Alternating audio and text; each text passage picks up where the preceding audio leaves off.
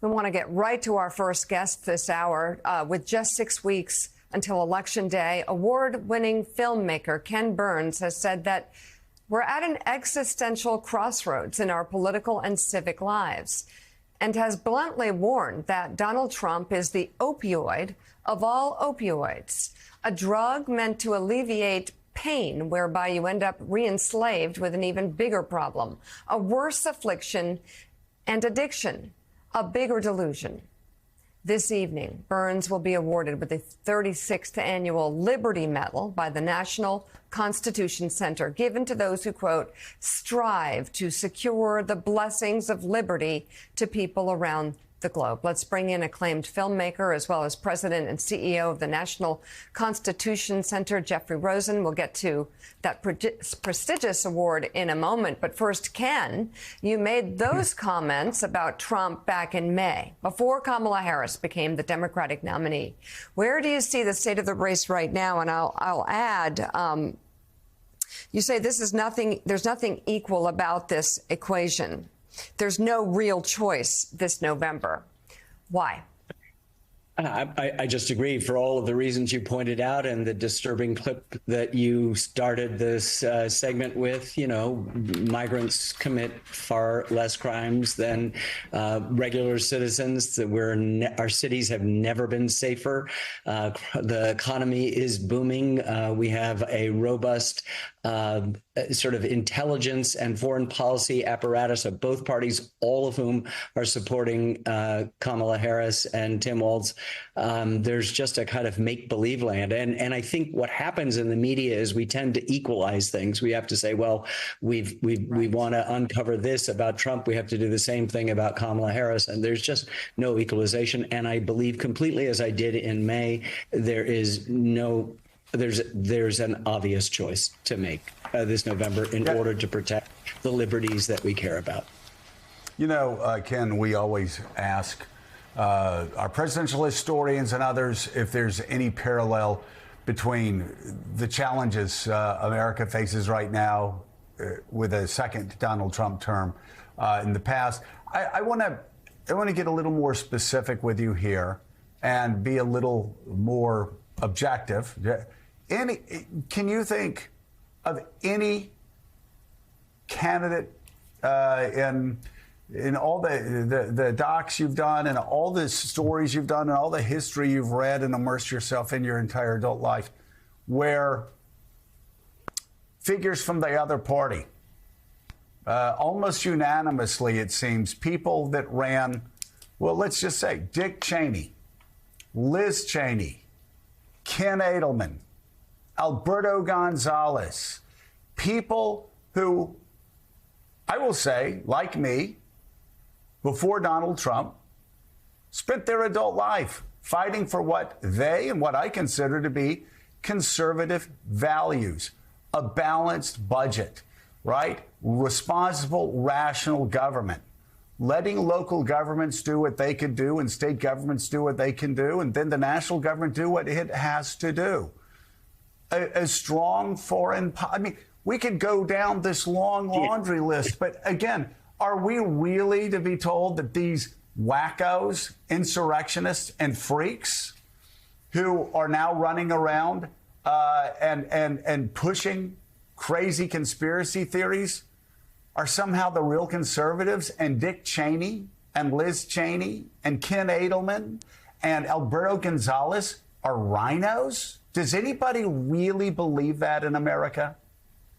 I don't know how we get to this point where it has to be pointed out to almost half the population that the emperor has no clothes. This is unprecedented. We don't have a presidential candidate of this character or perhaps lack of character in our entire history. You'd have to go to people like Aaron Burr. I made a film in 1985 on the turbulent Southern demagogue Huey Long. At least Huey Long delivered infrastructure. He made bridges. He made roads. He brought school books. books. He did hospitals.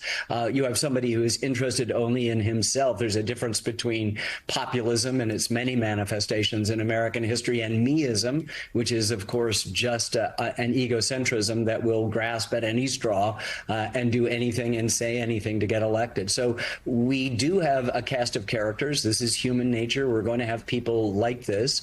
Perfidy is not a stranger to us. The greed and generosity come in the same kinds of quantities. But at this level, it's completely unprecedented, which is why you're seeing so many people, like my friend Ken Edelman, who's written just eloquently about why he's supporting Kamala Harris. You know, when you have Dick Cheney and Bernie Sanders voting for the same person, you know there is something threatening the republic that transcends party. And now is the time for all good people to come to the aid of their country and not their party.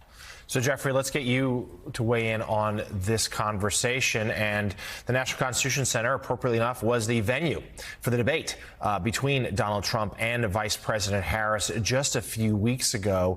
And it struck many observers that the Constitution itself might be what's at stake this time around. Well, that's why it's so meaningful to give the Liberty Medal to Ken Burns at the National Constitution Center on Independence Mall in Philadelphia. You saw during the debate the sacred space, and we're going to be gazing out on Independence Hall where the Constitution and the Declaration were drafted and reflecting on how to keep the Republic. And no one has done more than Ken Burns, America's storyteller, to inspire Americans to learn about history so that we can avoid the dangers of the past. Ken's films inspire Americans to a lifelong learning and to the pursuit of happiness and to avoiding demagogues and the mob by embracing virtuous self-mastery. And the examples that he just gave, contrasting Huey Long and Aaron Burr with almost every other American political figure, is crucially important. And the founders urged us to learn from the histories of failed republics of Greece and Rome to see how easily it is that we give our liberties in exchange to Caesar on horseback, who flatters the people and promises them cheap luxuries. And Ken's films, including the path-breaking American Revolution film, which is going to air next year, are a crucial part of that education. So that's why it's going to be an extraordinary ceremony tonight, thanking Ken for having all he's taught Americans about history and also heeding his warnings to learn about it so that we can avoid repeating its errors. I love the way Ken put it, that Americans need to come to the aid of their country and not their party. And I'm wondering if there are historic figures, living historic figures, who need to step up, because this conversation we're having it with people who understand what's at stake.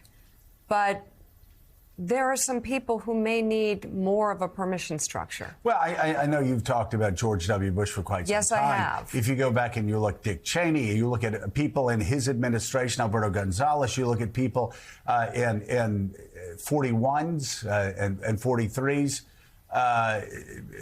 administration, a lot of Reagan people. I mean, they're all lining up. And even, I think most importantly, those people in Donald Trump's administration, those people who work for Donald Trump, have lined up and said he is not to be trusted again. Ken, I do want, and I'm so glad you're receiving this award tonight. I'm so glad it's an opportunity to talk about the Constitution. And I will say the threat to Madisonian democracy, the checks and the balances against would-be autocrats. And one of the great enduring mysteries to me is, you know, our founders foresaw a day when there would have to be checks and balances against would-be tyrants, would-be autocrats. But they never imagined a compliant Congress, the first branch that would lay down and let this would-be autocrat trample over those checks and balances that James Madison laid out. Yeah, you're absolutely right, Joe. And it's what makes this circumstance so unprecedented is not just the character or lack thereof of the candidate that we're describing, but it's also the willing executioners, the people who have subsumed their own political identity and beliefs in the service of I'm not exactly sure what. However, all of these anxieties were present. Jeff and I have been talking about this for months and months and months. You know, Jefferson's writing to Madison, you know, please, what if somebody loses an election and doesn't want to leave? And Hamilton, who will end up essentially on the other party from Jefferson and Madison as we coalesce into these parties, is going, what if some unscrupulous person sort of rides the storm and reaps the whirlwind? I mean, you've got everybody thinking about characters like this who exist. Let's just look at the guys he admire in the world today, like Viktor Orban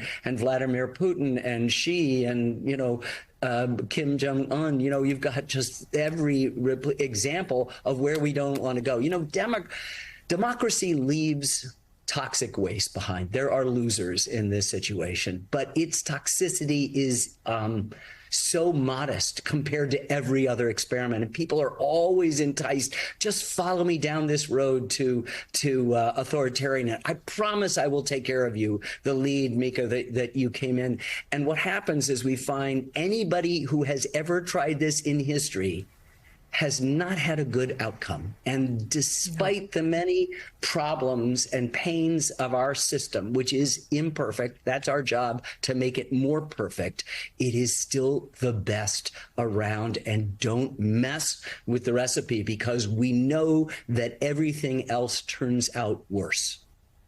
Mm-hmm.